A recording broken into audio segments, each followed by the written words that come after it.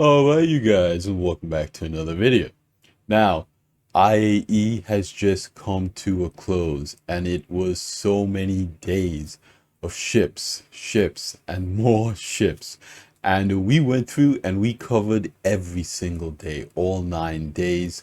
The best in show has just passed, and those skins are looking amazing. And there is also some armor sets available on the store. Now, there are a ton of updates coming in 322 that CSG has planned that is now slowly getting leaked, and people in the community are talking about it. It's a very exciting time. Now, with IAE, a lot of people have spent a lot of money, and there has been a lot of posting on Reddit and socials about people updating their fleet, showing the before and afters, and everybody's wallet is seriously hurting right about now. On top of that, we just had Black Friday and Cyber Monday going into the holiday season. It's a time where everybody's wallet is seriously hurting. So I thought I'd make a video that's a little bit different. And so today I wanted to talk about buying ships in game. And I wanted to kind of actually show you guys how much these ships actually cost in game and kind of compare these ships with their in-game prices. So I've done a lot of comparisons with these ships' real-world prices. And so I wanted to do a comparison of their in-game prices. It's like, what should you be grinding for in the game to build out your fleet? Now, let's say, you get lucky and you're making millions. This is hard-earned money. There might be a wipe. Where are you going to focus your effort? How are you, what is your upgrade path? And so as a new player, as someone, if you only have an Aurora or an Avenger or a Cutter or something like that, what is the next ship that you should be working towards buying with in-game money? So I wanted to compare and contrast different ships in different categories. Okay, so right at the top here we have the large cargo category, then we have the medium cargo category, then we have the medium exploration category, okay, then we have the large daily driver, okay, then the medium daily driver, the large the heavy fighter, the light fighter, ground vehicles, racing ships, bombers, bounty hunters, industrial, and large exploration. Now, the SRV is not up here because it's not in game, okay? And the C1 is not up here because, again, it's not available to buy in game. So if you don't see some ships that would be great on this list, it's because they're newer and they're not available in game yet, like the Sulin. But I don't know if I would put the Sulin on one of these lists either. Again, this is just kind of like a good starting point in my personal opinion. If you have other ships that you would think would be good in a comparison like this, an in-game price comparison, because I want to do more of these. I want to talk more about in-game prices and upgrade path. This was kind of spurred on by my RSI Erasta video because somebody commented. I was basically saying that, okay, the mole is dead because the Arasta does everything that you're gonna want to do with your friends when it comes to mining. That's just a simple fact that this is a video game and people are gonna want to min-max it. They're gonna want to buy the ship that they can do everything in. Ground vehicles, the remote turrets, everyone's on the bridge. It has a refinery. It has all the cargo as VTOL to, stay on planets nice and easy. Uh, the Rasta is it has that creature comfort, and you look on the inside, it has the kitchenette, the bedrooms, all that stuff that is coming with the new RSI design language that a lot of people are going to be into. Okay, so uh, the person in the comments essentially said that, yeah, the Rasta is a great ship, but it's a lot of money. Okay, most people are probably still gonna consider the mole as a stepping stone. And so I basically said that, yeah, if you're gonna grind for uh your forever ship, because again, when the game is released, or further down the line in the future, there's going to be more persistence, so you're not going to really lose the ships you buy in game like that anymore. You're going to want to try to hold on to them. So let's say that it's 1 2 years without a wipe, okay, and essentially you're going to grind for your forever ship in the mining profession. Do you stop at the mole as a stepping stone in that progression, or do you get the ship that you really want to get? So that's what this conversation is about. It's like, if you have a chosen profession that you want to invest your money in, what your in-game money in, again, with bugs and disconnects, and just trying to get your friends in together to play and be as efficient as you can, your ability to actually make in-game money, that is time spent. So that in-game money is valuable to you, and you should look at it like that. So where are you going to put that in-game money? Okay, just like your real world hard-earned money, your in-game money is hard-earned too. Unless you're doing something crazy, and but we don't have to get into that. Sometimes the game is broken, you get a mission and you're making millions. you know uh, who's to blame? No one's to blame. Okay. Yeah, you're making money, you're living your life. So first, we're going to start off here with the large cargo ships. Okay, now, right now, you could kind of lump the Calic in with that, but I'm not going to, because as you could see here, there's a huge price difference. So what we're looking at here is the Caterpillar and the C2.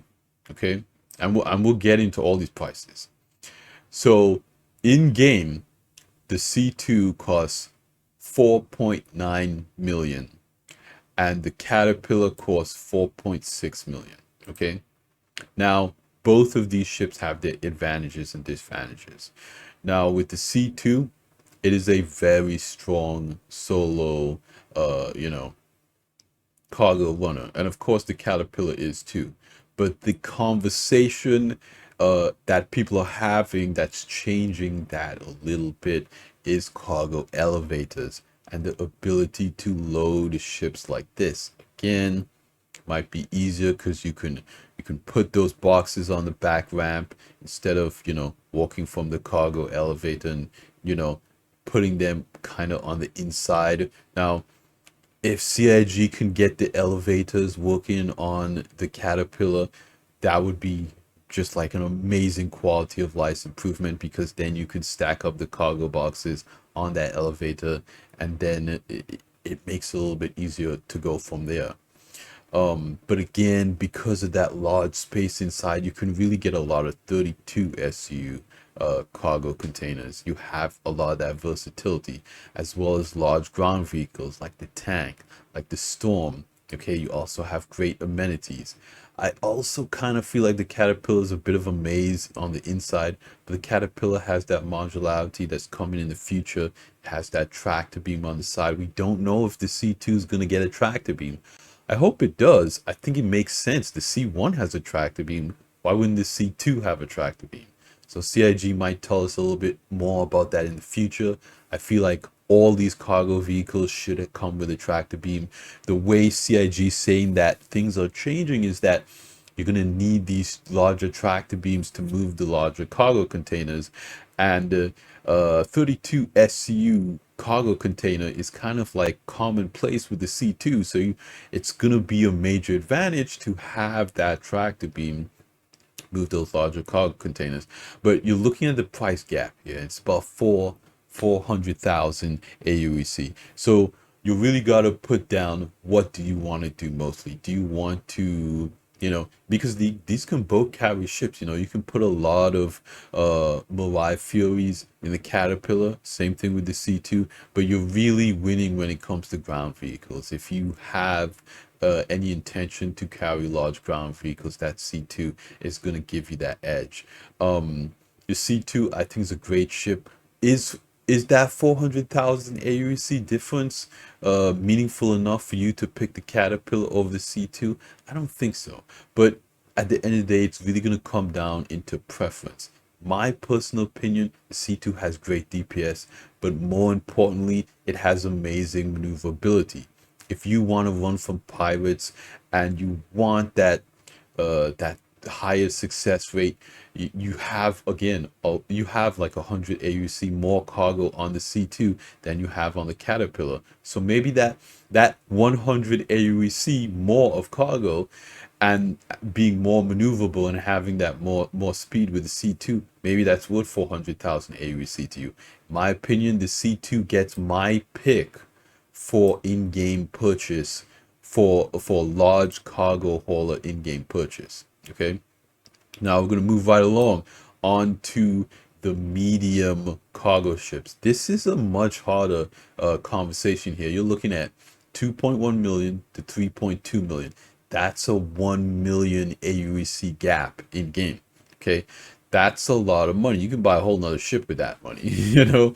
But you're getting roughly 150 SU on the max, 174 on the Taurus. You're getting more cargo on the Taurus, or maybe it's 120, something like that. I'm not entirely sure what the max cargo capacity is, but you are getting more on the Taurus for that million extra. Okay, but again, for a million extra, you could buy, you know, in your in-game fleet that you're building. You got to think about it like that.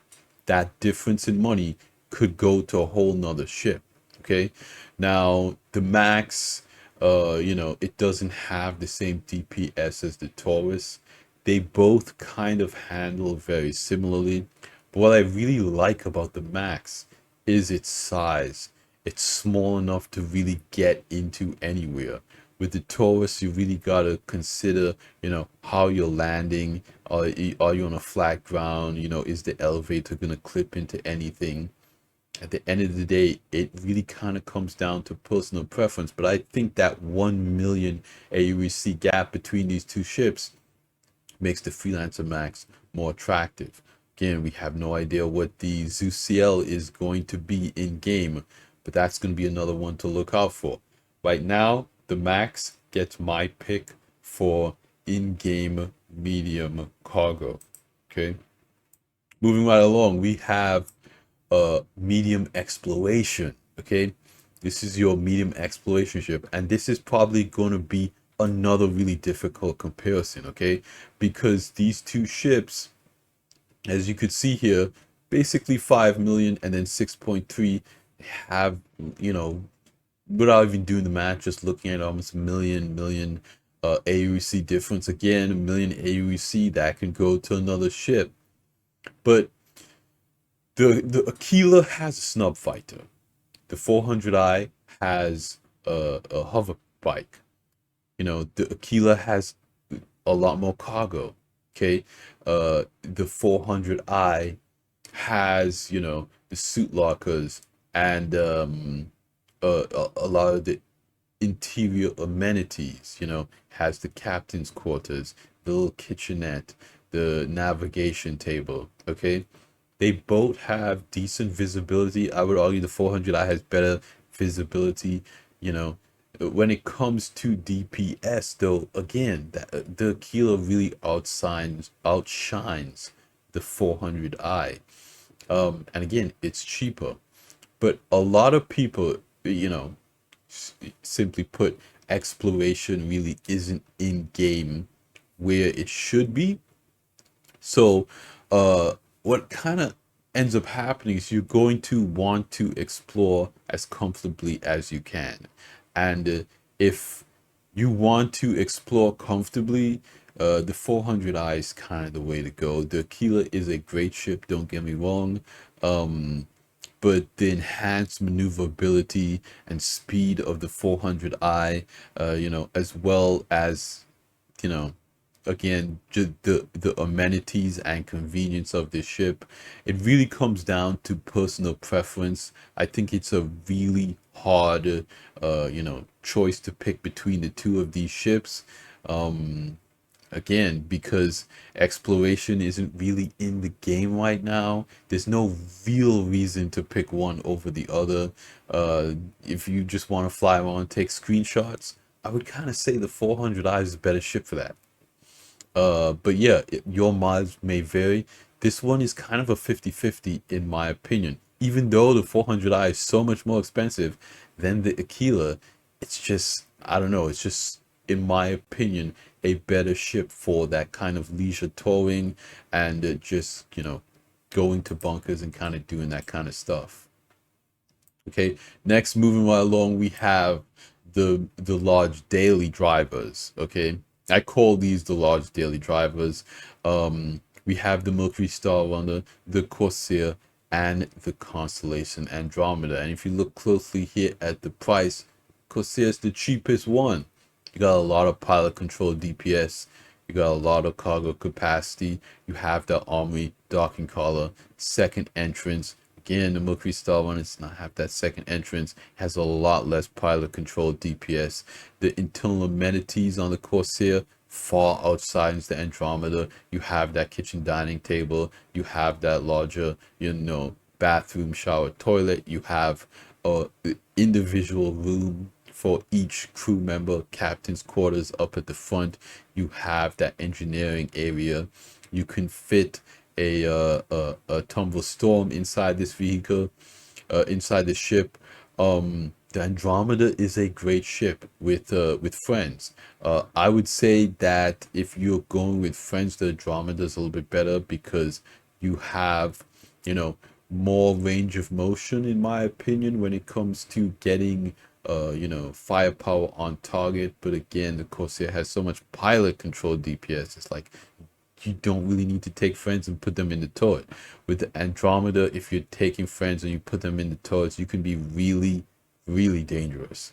But again, the MSR, in my opinion, is kind of out for the count because it's so much more over a million aUEC more expensive than the other two, and it just does not have that pilot control DPS. It has the speed and maneuverability though. So if you are cargo running, you're carrying little, ground vehicles. Also, the biggest problem is every time you're walking, you're walking through this ship every time. It's a mad dash. It can get really frustrating as a daily ship. You guys let me know in the comments down below if you're dailying an MSR, how is it for you guys? Do you like the Corsair? Would you go for a Corsair over your MSR? Or do you think the MSR is the right upgrade path? My personal opinion, because of the price, because of the amenities, because of the DPS, the Corsair is kind of the clear winner in my opinion. If you're buying a large daily driver in game, I would go for the Corsair. That 3.4 million is a really nice number in this company. Okay, then we're going on to the medium daily drivers. Okay, you got the Cutlass Black, the Freelancer, and the Nomad. I know the C1 is out, but the C1 is not currently purchasable in game. Should be either by the end of the year or the beginning of the next year. Okay, so starting with the Cutlass Black, it's coming at 1.3, almost 1.4 million aUEC in game. The Freelancer is coming in at 1.69, almost 1.7 million aUEC in game. And then the Nomad is coming in at 952,000 aUEC in game. Okay, Nomad's a cool ship. You put a rock in there, you fit a good amount of cargo. It has decent shields, has decent firepower, but it just gets vastly outshined by something like the Cutlass Black. And in my opinion, that really just puts the Freelance in a weird place. And it's why I feel like people don't take this ship seriously anymore. Because in game, it's almost 300,000 aUEC more than the Cutlass Black. And, if you're comparing these two ships, the Cutlass Black is kind of the better value, good pilot control DPS. You have a turret that's 360 degrees effectively. The Freelancer's turret's like, mostly rear fire power. You have that weird long hallway. Again, the freelancer benefits from having that door in the front, whereas the Cutlass Black, you have to go up the ramp every single time. And as a daily, that is something that you have to consider. But the Cutlass Black has those side doors that you could always jump out of. I do that a lot. Um, yeah, I don't know. I think there's also just a little bit more space in the Cutlass Black for you to breathe. It's less claustrophobic. I really just feel like I'm in a tin can with the Freelancer. The Max is a little bit better because it's a lot wider, but the regular Freelancer is kind of very claustrophobic in my opinion. I really don't know how they're gonna make it work with the component reworks, the resource management system with the cargo. Right now, the 32 SU cargo containers in there. The cargo grid is just kind of a mess. It's such a tight squeeze doing everything inside the Freelancer. In my opinion, my recommendation's got to be for the Cutlass Black. It's an easy recommendation. It's an easy recommendation to buy with real money and in game. It's just a great ship, and in this company, it really shines. Again, the Cutlass Black is roughly 400,000 AUC more than the Nomad, but the DPS increase over the Nomad. In my opinion, it kind of warrants that, as well as the multi-crew ability. Again, if you're going out with friends, you can put them in that turret. You can be really effective. It's a lot of fun. If the Nomad had a little bit more shields and DPS, I would say that this is a home run. But if you just want to haul around an ROC mining vehicle, if that's all you really need a daily to do, then the Nomad is also an easy recommendation. So I would say the only ship I don't recommend buying in game for a daily flyer is going to be that Freelancer. Okay, so whoop, moving right along. We're going into heavy fighter territory. Okay, we got some exciting ships here. We got the Vanguard Warden, the Scorpius, and the Hurricane. Okay, so the Vanguard Warden is gonna be your most expensive one at 3.3 million. Scorpius coming in at 2.8 million, and the Hurricane coming in at 1.2 million. Okay, and it's kind of pretty easy call to make. With both the Vanguard Warden and the Scorpius, you have a larger profile for the enemy to hit. You also have wings that the enemy can shoot off.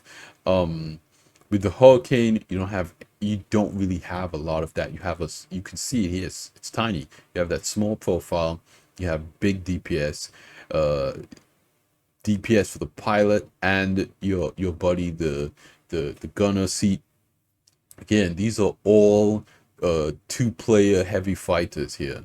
In my opinion, the Hurricane being the cheapest one, having the smallest profile, uh, the Hurricane's gonna be my recommendation for heavy fighter. If you want a heavy fighter in game, 1.2 million is a great price. Now, you don't have the amenities of the Warden because the Warden has an interior. Okay, you can do box missions, you can log out in it, you can store armor and weapons, and it has internal storage. The Warden definitely kind of comes into its own in that sense, but if you just want a heavy fighter for you and your buddy to be effective in PvP or PvE, the bed to log out in really doesn't matter. Now, if you're probably gonna take this ship to Pyro or something, like you want a heavy fighter for Pyro, then I would say you probably want the Warden. Okay, but if you're planning on staying in Stanton, the Hurricane is the way to go, in my opinion. And again, all of these things, that's stuff you have to consider when you're thinking about spending your hard-earned in-game money on in-game ships. Next, we're going to look at light fighters. And again, this is going to be a clean sweep. The Arrow coming in at just under a million AUEC. Okay, the Gladius 1.1, the Talon 1.8, and really the meta right now is in the favor of the Arrow. The arrows are really deadly, the arrows are really effective.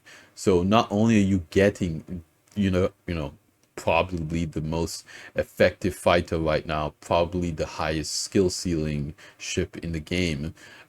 It's also the cheapest in this company.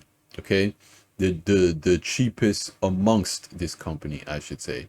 With the Talon, Gladius, and Arrow, the Arrow gets my recommendation for, light fighter in game. Again, Gladius is not a bad ship, Talon's not a bad ship, but at those prices, you're just kind of better off with the Arrow. Okay, next we have ground vehicles. And this is one of those things where, I said repeatedly throughout IAE, ground vehicles are so cheap in game. Just don't even bother buying them with real money. Now, if you want a 10-year insurance token or a lifetime insurance token, buy a ground vehicle that's under $50. And then there you go. It doesn't matter which ground vehicle. It's just as long as it's under $50, buy it, because you're going to end up upgrading it anyway. Just an insurance token. But again, if you want to play with it during that exclusivity window, a lot of people, they have to have the new thing right away. But in my opinion, waiting for it in game is just they're so cheap. The Ursa Rover, only 70,000 aUEC in game. That's so cheap. The Cyclone, 28,000 aUEC in game. But it doesn't end there. The STV, only 12,000 aUEC in game. Okay, let's say you're a new player. You just bought the game, okay? You only have your starting money. Typically, on a new patch, CIG will give you 15 to 25,000 aUEC. So your store account might say that your pledge package has 1,000 aUEC. That's not what you're going to get when you log into the game. When you log into the game, you might get like 15 or 20. Okay. And then on top of that, if you use someone's referral code, you'll get an extra 5,000 aUEC. But this 5,000 aUEC will be added to your pledge account on your game package. So your game package might come with 1,000 or 5,000 aUEC, and then you add that 5,000 aUEC onto your account. So when there is a wipe, or when the game is fully released, you will start with your original game package starting money and the money that you got from the referral. But when you complete the tutorial mission, you get an additional 15,000 aUEC. So if CIG gave you 15,000 or 25,000 to start the new patch, let's say it's 15,000, then you get 5 from referral code, you're up to 20, then you do the tutorial, you're at 35,000 aUEC in game. Without doing any missions, you could buy 2 STVs. You could buy a Cyclone. So buying these ground vehicles in game, again, without doing a single mission, you literally just logged in the game and did the tutorial, you now have enough money to buy STV. So in my personal opinion, ground vehicles are so cheap in game, you really can't go wrong with any of these vehicles. The Ursa Rover has the benefit. I kind of put them on here to really compare the Cyclone with the STV, but the Ursa Rover is kind of in its league of its own because it has that life support system, so you don't have to worry about running out of oxygen like the Cyclone and the STV. But the STV is going to be the winner for me because it's just so cheap and it's such a fast and reliable ground vehicle. You've got those 2-box storage, you've got the personal inventory storage in the STV, then you have the box storage at the back, and you have weapon storage. You could fit you and a friend. It's also very fast. It's a fun ground vehicle that can drive almost anywhere. I highly recommend it. This is going to be the winner for me. But if you plan on doing exploration or being out in dangerous environments a lot more, you're probably going to want to look at the Ursa Rover. Ignore the Cyclone. It's not. You can get it because it's so cheap. But in my opinion, if you were only going to get one, I would get the STV. If, money is no object, let's say you have 1 million aUEC in game, buy 5 Cyclones, they're so cheap. Then we have the racing ships, okay? The Mirai Fury LX is not purchasable in game right now. I believe I'm actually not even sure, but I didn't put it on this list just in case. If it is, we'll have to look at the price. You guys let me know in the comments down below. But I would compare the Razer and the M50 first. Again, this is another slam dunk home run for the M50. The M50, in my opinion, feels a lot better when it comes to maneuverability.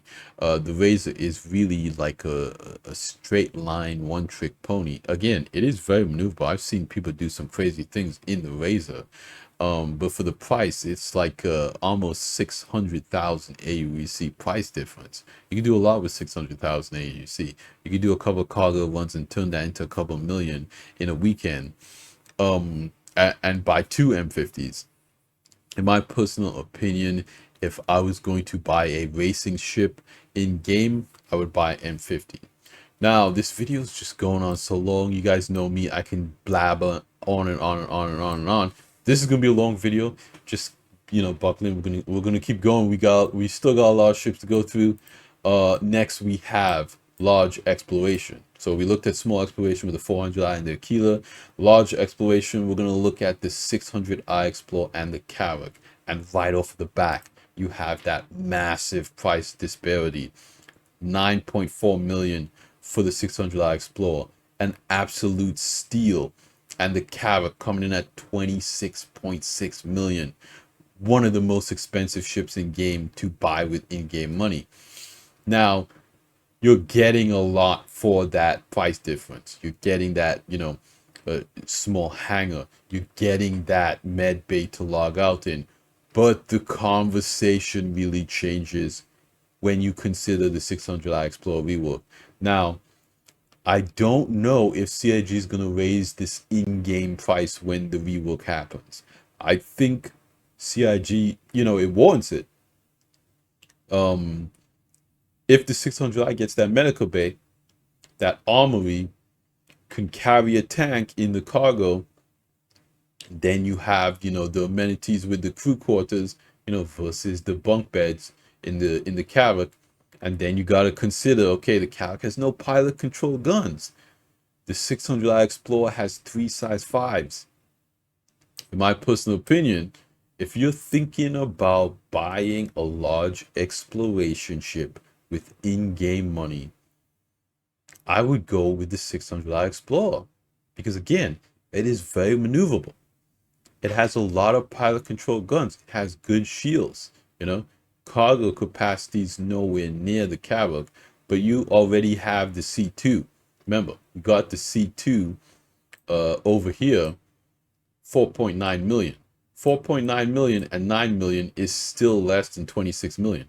So you can carry more cargo with the C2 when you do want to do cargo, and then when you want to do exploration, you have those pilot control guns. But again, you're not going to have that med bay to respawn in. So that's kind of the key thing here. We're going to have to see what CIG does with the 600i Explorer rework. But I don't even know if the rework version is going to be available to purchase in game when it drops. It might have a new exclusivity window. We might have the old 600i Explorer in game for a couple of months, or a patch until the rework happens. I don't know. But in my personal opinion, if you're flying around, you're exploring different places, there are a lot of NPCs camping these cave locations, these river locations, Ghost Hollow. Any nice place that you want to explore in Star Citizen, there's an NPC camping it. So not having pilot control guns, in my personal opinion, when you want, I went to the river and I did that long time lapse when I looked at the sunrise or whatever. And, what you didn't see in that video is me spending like 10, 15 minutes shooting NPCs. And then after the sun went down or came up, another NPC showed up to attack me again. So if you have a ship that has those pilot control guns, you can deal with those situations. Next, we have industrial. Okay, so I didn't put the SRV on this list again, because the SRV is not purchasable in game. Also, the Starfare is not on the list. It's kind of irrelevant. It's just so broken and it's a mess and so expensive in game. Just don't waste your time. Prospector coming at 2 million. Vulture coming in at 1.2 million. Uh, I would say go with the Vulture because, you know, CIG is talking about updating the Vulture. So now the RMC dispenser is going to have a buffer of 16 SCU. So you can salvage and salvage and salvage, and then when you're done, you can eject or dispense the RMC SCU boxes. Now I do want to talk about this in another video, going over all the updates coming in 322, so definitely stay tuned for that video. I think that's a really interesting discussion on gameplay, and none of that's confirmed yet. Again, this is just leaks, but in my opinion, the Vulture has amazing gameplay, and again, it has storage, so you can put a ground vehicle in there. You can salvage off ships' guns, take cargo, because these salvage ships have cargo in them now. It's just a really cool gameplay loop. I know a lot of people don't like walking down below to the dispenser. Again, CIG is addressing this, or will hopefully address this in 322. I don't mind it. I like it. You guys know how I feel about the Vulture. The Vulture is kind of my favorite little industrial ship right now. Prospector is a cool ship though. You can make a decent amount of money in the Prospector. It's kind of been balanced out a little bit now. It's a little bit less OP, in my personal opinion. With those salvage missions, you're just making so much money just getting the cargo out of the ships that it's a better gameplay in my opinion. Finding drugs in a salvage ship and making 500,000 aUEC, put in your Vulture, especially with the buffer. If we do get that 16 SCU buffer with the dispenser, you can salvage out you can hull strip the hull, keep the SCU in the buffer, and then take the cargo from inside the salvage ship and put in your cargo. Then when you get back to your hangar, put the cargo from the ship that you salvage in the cargo elevator, dispense the 16 SCU of RMC, and then put that in the cargo elevator without even using the dispenser while you're out in space. So it's an interesting proposition how that game plays. Well, I'm excited to see how that works out. Let me know what you guys think in the comments down below. Then we have bounty hunting ships: Cutlass Blue, Hawk, Avenger Stalker, Avenger Warlock. Okay, I'm gonna flash through this. These ships are pretty evenly matched. The Cutlass Blue is the most expensive one, in my personal opinion. The Stalker and the Warlock are gonna kind of be the winners here, but the Hawk is a really interesting proposition. 1.2 is not that much more expensive than the Warlock, but again, these bounty hunting interdiction ships, it's really come down to the gameplay that you have up on offer. What I do like about the Stalker is that it has that interior. The Warlock doesn't, and the Warlock is more expensive than the Stalker. The Stalker is the one that has the prisoner pods. Again, the Warlock doesn't have the prisoner pods. The Hawk has one prisoner pod. It's really a toss-up between the Stalker and the Hawk. The Hawk is a little bit more effective in combat, in my opinion, but the Stalker is not bad. The Avengers have been strong, but balance has gone back and forth between them. I don't think the Hawk is so much more money in game than the Stalker to kind of want going over the Stalker, but I think the Stalker might get a rework, as the Hawk is getting a rework to the prisoner cargo pod thing. So the Stalker might get a rework to the prisoner cargo pod thing as well. I don't know. Again, right now, if you just want bounty hunting, I would say the Stalker or the Hawk, but mostly leaning towards the Stalker. And then last we have bombers. Okay, this is a really interesting category because it's so varied. Now, I don't have gravity bombers. These are torpedo bombers. So we have the Eclipse, the Retaliator, the Harbinger, and the Gladiator. Gladiator is going to be the cheapest ship on this list but my recommendation is probably going to go to the Harbinger. The Harbinger has that interior that the Eclipse doesn't. It has, the amenities. It has that, turret gunner. The Gladiator has a turret gunner as well, but it doesn't have that interior. And it's, like 50,000 aUEC difference between the Gladiator and the Harbinger. So what you're losing for 50,000 aUEC is the beds to log out in, the hygiene, the gun storage, the armor storage, the personal storage. So the shields, the Gladiator is not a bad ship. Gladiator's a great ship, but the problem is the company that it's in. The Retaliator is a great ship, has a lot of torpedoes, it's very effective. But it has kind of more specific fleet gameplay, fleet battle gameplay. It's not really something that you want to take on PvE content. When it comes to PvP, killing NPCs, I would consider the Eclipse, the Harbinger, and the Gladiator. I feel like the Retaliator is more like a PvP, large fleet battle type ship. Eclipse is a great ship, but 3.4 million, almost 3.5 million, that's a lot of money. In my opinion, that 2 million for the Harbinger is a great value. So those are all of our ships. We went through a ton of ships, and I gave out a ton of recommendations. There's a lot of ships that are on this list, and I want to know what you guys think in the comments down below. What ships would you add to this list? What do you think about these prices? Obviously, these prices are placeholder. I want to caveat everything I just said with that statement that when the game releases, these prices will change, and these prices can change. CIG can decide to make the in-game prices something else. Right now, those are going to be my recommendations for ships to grind for and buy in-game. Okay, it's not all about spending real money. I know we just got done with IAE, and that's the biggest ship sale event in this community. But if your wallet is hurting, if you didn't participate in IAE, this is going to be the list you want to look out for. And if you have any other ships that you would like to add to this list, let me know in the comments down below. I love hearing from you guys. You guys have been knocking it out of the park on the videos, showing love and support, and I really appreciate that. Seriously, you guys, I want you guys to know in every video, because you guys are amazing. Okay, thank you guys for watching this video and spending over 40 minutes with me. I don't want to take up any more of your time.